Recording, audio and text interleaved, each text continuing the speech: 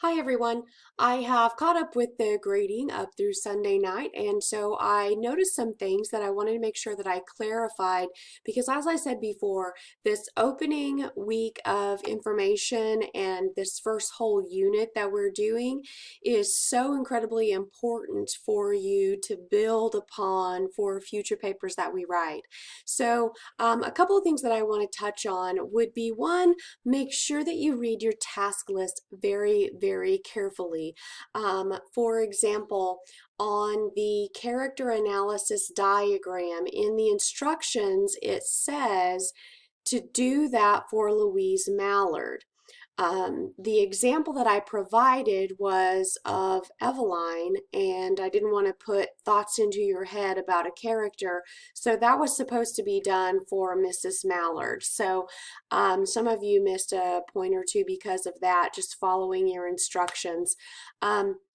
This chunk form that we are covering here in a variety of different ways and that I made you experiment with in doing this character analysis was really to help you with literary analysis development. And so it's an incredibly important thing that I want you to learn before you move on, because everything that we're going to be doing is going to stem from this notion of making a claim, providing your text evidence, and then providing the connection for the reader or the commentary. And that was in your instructions up at the top of that paper. This is the second page of that template where I provide an example for you using Eveline. And so my claim is my opinion. And if you were reading your chapters as they were assigned, it talks about claim, and I'm going to be assigning chapters next week for you to look more at claim. But a claim is just an opinion about the text. And so my opinion about Eveline is that she is fragile. That's one of her weaknesses, okay? And so, or I guess it's the other side. The evidence then is where I am showing you where I get that idea in this story. So I'm going to quote, she sometimes felt herself in fear or in danger of her father's violence. She knew it was that had given her the palpitations. I want you to notice the punctuation here. There's no P, P period, PG, any of that inside of those parentheses. It's just a number, and that's the page number of the text that comes from. Notice I don't have a period until after that citation is given. Okay, so my sentence doesn't end until after my citation is present. Okay, now I used ellipsis points here because there's more to that sentence than just what I have typed here, but that's the part that I want you to focus on, so I'm only quoting that portion. Okay, and I can't stop there. I have to provide my explanation to you. I have to show you how those dots connect. How does my opinion get validated through the text evidence? So I add my commentary. Because this character associates her father's behavior as the reason for her own medical condition, she appears to be physically and perhaps mentally weak as well. It seems that her fear is what is making her fragile. Okay, so notice that sometimes commentary is going to be more than one sentence, all right? So I want to point out a couple of incredibly important things that the text is providing to you. I'm doing that because this is the beginning of the term. I'm not always going to go back and say, hey, you should have noticed this in the chapter and you should have noticed that in the chapter, but because this is the beginning of class, I'm going to point these things out to you. So you might have a piece of paper out handy and something to take notes on. You can pause the video and write these down. Okay, so on page 6, it says this part about analyzing the audience. Who are you writing for? Well, in this class, you are writing for your fellow students and for your instructor.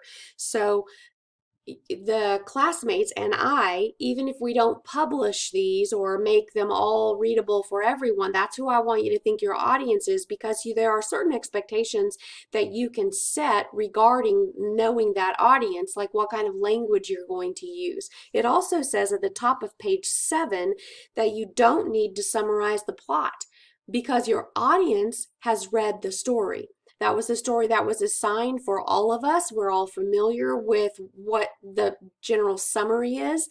What is special about your analytical writing is that you provide your own interpretations for your audience. And you might have a different interpretation of the story than I do. For example, if we look back at this, Eveline is fragile as one of her weaknesses, some of you might say, you know what, I don't think that she's weak at all. I think that just because someone is physically has heart problems doesn't mean that they are weak people. I think she's very strong because of the conviction she has to her family to stay and take care of her father, even though he's a, abusive drunk. Okay. So it's kind of where you get to argue about the literature in your writing. So keep in mind, you don't need to summarize. So I saw a lot of that in the journals that you guys did, so keep that in mind. On page 9, notice those bulleted items. Most of what we're going to be doing in here is analysis, that first bullet. It says that involves examining the parts or elements of a work to better understand it. So when we analyze these stories, we take some part and we relate it to some whole. And some part may be the symbolism, or the part may be your reaction to the text. But no matter what journal you are writing, no matter which critical approach you have chosen, you always have to relate it back to that overall, the whole, which is theme. And so in your text reading, you should have noticed also that theme was defined for you. If you look at page 15, it says that many of us have learned that a theme is like a moral, but it goes deeper than that. In order to find theme, decide what you have learned from reading the story.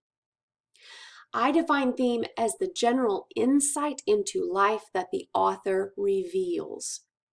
So that's a theme, and all your journals have to relate back to theme. It says, what did the author reveal about the behavior of human beings, or look for some insight into the human condition, and that's what theme really is. Some of us did a lot of plot details in those journals without really talking about your interpretation of the story. And so if you look at page 22 in chapter 2, there's a discussion about the difference between plot details and your critical comment or your commentary.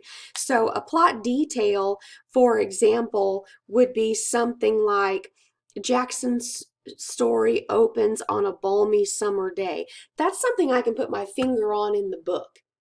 That's just a plot detail. That's not my opinion yet. So I can't use that as the claim that I'm making at the beginning of my paragraph or the beginning of my, chunk diagram on that character diagram, because that's not your opinion. That's just something that's stated in the text. Critical comment would be something like, by setting her story on a balmy summer day, Jackson creates a false sense of well-being. Now that is controversial. That is opinion. All right, so know the difference. It also gives us some tips on just writing in chapter 2, saying things like you should mention the author and title somewhere in your introduction. That's on page 23. And then it also goes over avoid stating the main point too bluntly, and don't use announcing like I'm going to show you, that kind of thing. Okay.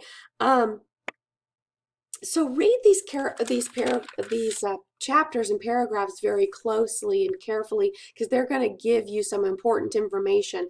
On page 26, for example, it goes over quoting from sources, and the very top example was what I was expecting in your assignments this week. It says Eveline admits that hers is, quote, a hard life, yet decides, quote, now that she was about to leave it, she did not find it wholly undesirable, and end quote. And then there's a 5 in parentheses and then the period, and so that's the citation for this. So read those chapters that are assigned very carefully. Take notes from them.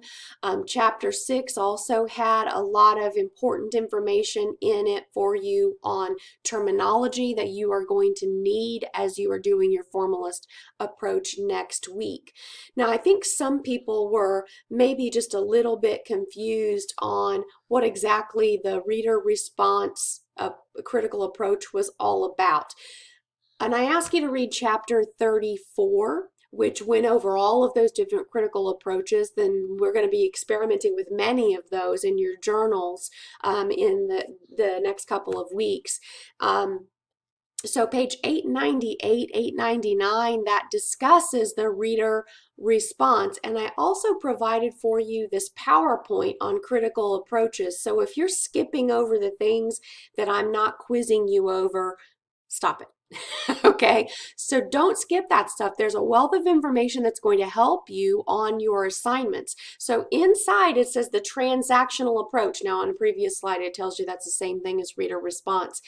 It says that asserts that a great deal of meaning in a text lies with how the reader responds to it.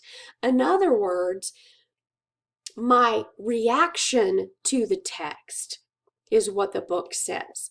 It's my identification with the character that I bring to a text. And that's why, you can have someone bring you a book or tell you to watch this movie and go, oh, it's so good, you're going to love it. And you read it or you watch the film and you go, oh, this was terrible. I hated it. I didn't see anything in this at all, right?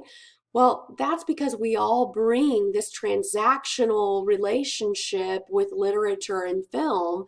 And so because of our different background experiences, we relate to a story in different ways. So that's what the reader response approach is really all about, is you're telling me, I identify with Eveline because I had to make this major decision myself. Was I going to go to college or was I going to go into the military? And one thing was what my family really wanted me to do, and the other thing was what I really wanted to do. And I was so conflicted.